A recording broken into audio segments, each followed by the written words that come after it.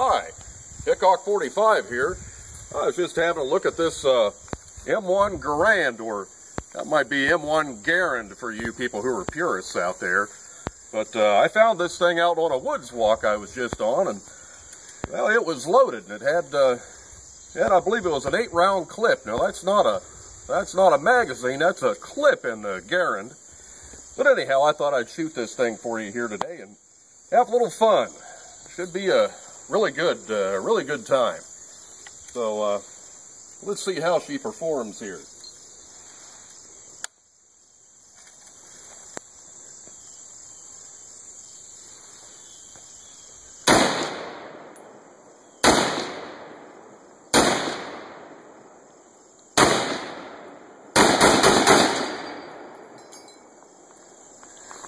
Really fun, really fun.